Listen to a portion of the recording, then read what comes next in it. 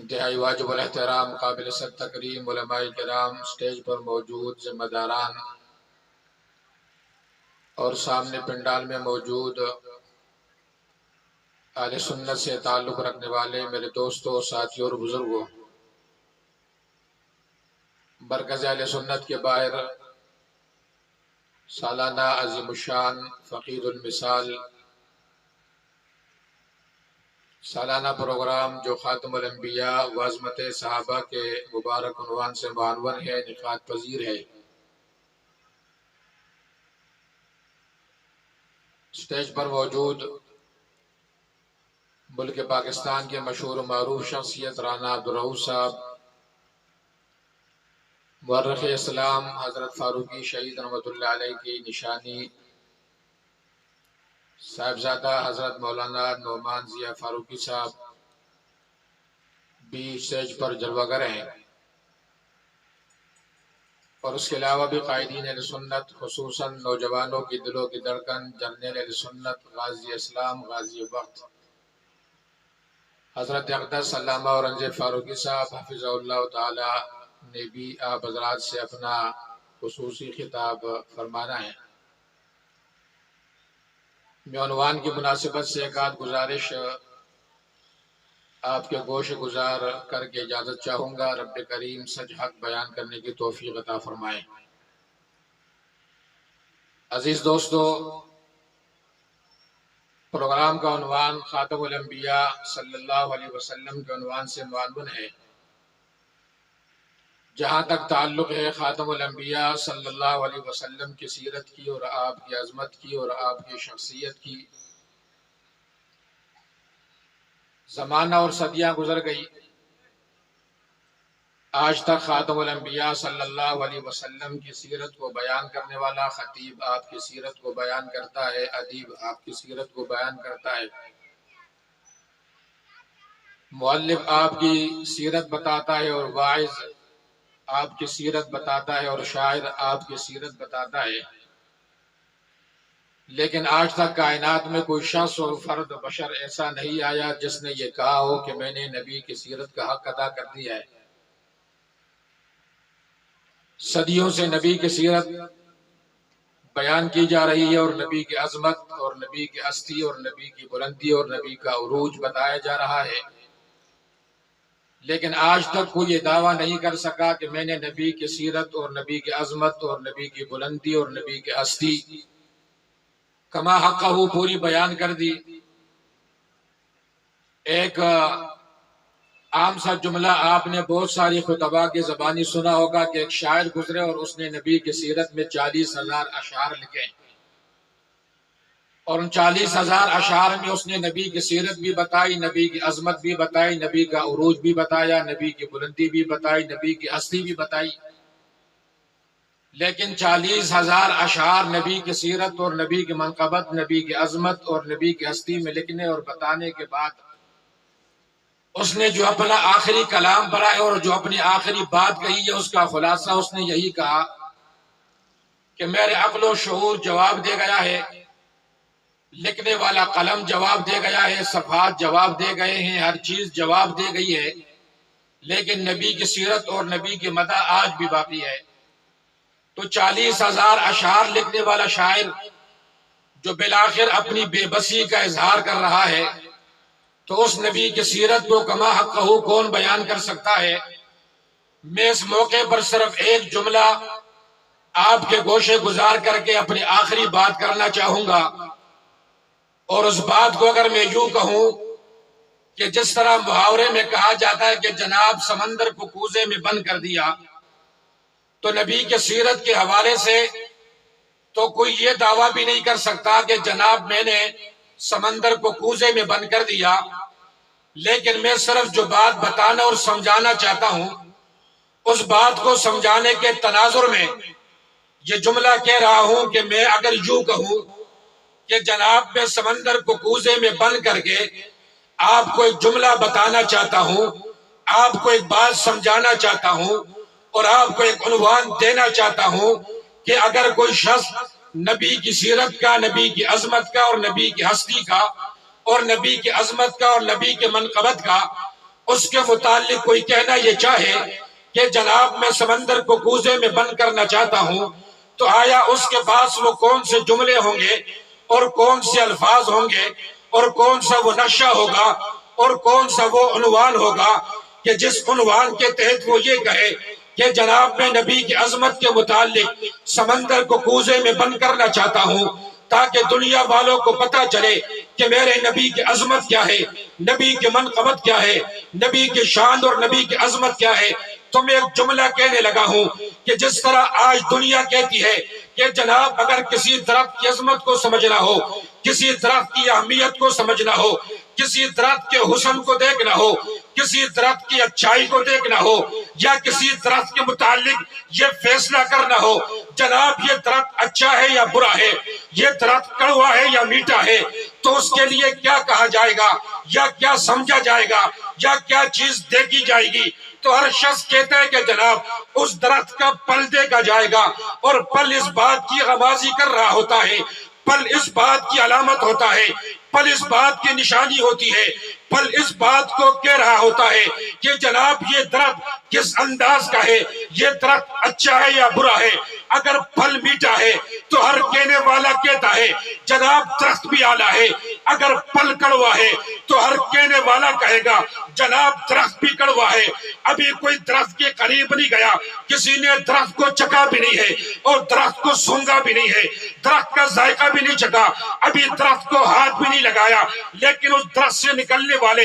پھل کو کوئی دیکھتا ہے اور چکھنے کے بعد نتیجہ نکالتا ہے کہ اس درخت کا پھل اچھا ہے، تو لہٰذا یہ پھل یہ درخت بھی اچھا ہے۔ لوگ کہتے ہیں جناب اس درخت کی اچھائی کا کیا کہنا، اس کا پھل اتنا مزیدار ہے، اس کا پھل اتنا ذائقہ دار ہے، اس کا پھل اتنا حسن و جمال والا ہے، جناب اس درخت کا کیا کہنا۔ میں نے کہا کہ ہاں بات نبی کی عظمت کی ہے، بات نبی کی سیرت کی ہے، بات نبی کی منقبت کی ہے، بات نبی کی عظمت کی ہے، بات نبی کی عزت کی ہے، بات نبی کی ہستی کی ہے، بات نبی کے عروج کی ہے، بات نبی کی بلندی کی ہے۔ تو خاتم الانبیاء کی عظمت کا کیا کہنا، آپ کی منقبت کا کیا کہنا، آپ کی عظمت کا کیا کہنا۔ آئیے نبوت کے پھل کو دیکھ لو اور پھل دیکھنے کے بعد فیصلہ کر لو کہ نبوت کا پھل جب اتنا عظیم ہے، نبوت کا پھل جب اتنا حسن و جمال کا ہے، نبوت کا پھل جب اتنا حسین ہے، نبوت کا پھل جب اتنا ذائقہ دار ہے، نبوت کا پھل جب اتنا میٹھا ہے، نبوت کا پھل جب اتنا حسین ہے، تو وہ نبوت جسے درخت کے ساتھ تشبیہ دی جائے تو وہ درخت کتنا عظیم ہوگا۔ میں نے کہا کہ ہاں نبوت کا پھل دیکھ لو۔ کسی نے کہا نبوت کا پھل کیا ہے، نبوت کا پھل کون سا ہے؟ میں نے کہا دیکھنا ابو بکر میرے نبوت کا پھل ہے، جناب عمر میرے نبوت کا پھل ہے، جناب عثمان میرے نبوت کا پھل ہے، جناب علی میری نبوت کا پھل ہے، جناب حسن حسین میرے نبوت کے پھل ہے، جناب معاویہ میرے نبوت کے پھل ہے، جناب حسن حسین میرے نبوت کے پھل ہے، جناب طلحہ زبیر میرے نبوت کے پھل ہے، جناب سعد و سعید میرے نبوت کے پھل ہے، جناب ابو طلحہ ابو عبیدہ میرے نبوت کے پھل ہے، جناب صحابہ میرے نبوت کے پھل ہے۔ 1,24,000 یا 44,000 کی تعداد نبی کے صحابہ کی بنتی ہے۔ نبی کے صحابہ نبوت کا پھل ہے، نبی کے صحابہ نبی کی عظمت کا نچوڑ ہے، نبی کے صحابہ نبی کی عظمت کا خلاصہ ہے، نبی کے صحابہ نبی کی عظمت کا لب لباب ہے۔ نبوت کی عظمت کا کیا کہنا جب نبوت کے صحابہ اتنے عظیم شان کے ہو، جب نبوت کے صحابہ اتنے عظیم منقبت کے ہو کہ جن کی منقبت کے لیے اللہ کے قرآن کو کہنا پڑا اولئک هم المفلحون، جن کی منقبت کے لیے اللہ کے قرآن کو کہنا پڑا اولئک هم الفائزون، جن کی منقبت کے لیے اللہ کے قرآن کو کہنا پڑا اولئک هم المؤمنون حقا، جن کی منقبت کے لیے اللہ کے قرآن کو کہنا پڑا اولئک هم الراشدون، جن کی منقبت کے لیے اللہ کے قرآن کو کہنا پڑا اولئک کتب فی قلوبہم الایمان، جن کی منقبت کے لیے اللہ کے قرآن کو کہنا پڑا وزینہ فی قلوبکم، جن کی منقبت کے لیے اللہ کے قرآن کو کہنا پڑا التائبون العابدون الحامدون السائحون الراکعون الساجدون الآمرون بالمعروف الناہون عن المنکر، جن کی منقبت کے لیے اللہ کے قرآن کو کہنا پڑا والذین معہ اشداء علی الکفار، جن کے لیے قرآن کو کہنا پڑا تراہم رکعا سجدا، جن کے لیے قرآن نے کہا یبتغون فضلا من اللہ ورضوانا، جن کے لیے قرآن نے کہا سیماہم فی وجوہہم من اثر السجود۔ خاتم الانبیاء کانفرنس میں آنے والوں، اگر کوئی پوچھے نبی کی عظمت کیا ہے، نبی کی شان کیا ہے، نبی کی بلندی کیا ہے، نبی کی ہستی کیا ہے، تم نے جواب میں نبی کے صحابہ کو پیش کر دینا ہے۔ جب نبی کے صحابہ اتنے عظیم منقبت کے مالک ہیں تو نبی کا شان کا کیا کہنا ہے؟ اس لیے میں نے کہا، خلاصے میں بات عرض کر دی، خاتم الانبیاء کی عظمت کا کیا کہنا کہ جن کے صحابہ اور جن کے پل اتنے عظیم منقبت کے مالک ہیں، قرآن کا 1 2 4 8 10 مقام پر نہیں، 1100 سے زیادہ مقامات جن صحابہ کرام کی عزت بتا رہا ہے، جن صحابہ کرام کی عظمت بتا رہا ہے۔ جب وہ صحابہ کرام اتنے عظیم منقبت کے مالک ہے، ان صحابہ کے آقا، ان صحابہ کے پیغمبر جن کی صحبت میں جناب صحابہ کرام کو یہ عظمت ملی ہے، اس نبی کا کیا شان ہوگا۔ آخری بات کر کے اجازت چاہوں گا، مولانا شکیل صاحب بات کر رہے تھے وحدت امت کے حوالے سے، آخری بات، وحدت امت کا چورن بھیجا جا رہا ہے، وحدت امت کے نام سے قوم کو دھوکہ اور فرار دیا جا رہا ہے۔ افسوس ان لوگوں پر نہیں جو وحدت کے نام پر قوم کو دھوکہ دے رہے ہیں، جو وحدت کے نام پر قوم کو فراڈ اور دجل کے راستے پر رکھ رہے ہیں۔ ان کا تو کام ہی دھوکہ ہے، ان کا مذہب ہی دھوکہ ہے، ان کا عقیدہ ہی دھوکہ ہے۔ بات ان کی نہیں کر رہا، بات ان کی کر رہا ہوں جن کو پتہ بھی ہے یہ مذہب دھوکے سے بھرا ہوا ہے، فراڈ سے بھرا ہوا ہے، دجل سے بھرا ہوا ہے، دھوکے سے بھرا ہوا ہے۔ جناب والا، آپ کس بات میں جا کر کے وحدت کے نام پہ بات کرتے ہو؟ چاہیے تو یہ تھا وحدت کانفرنس میں جانے سے پہلے جب تجھے دعوت نامہ ملتا تو کہتا کہ جناب تو کس بات کی وحدت کی بات کر رہا ہے، اور تو نے اپنے لیے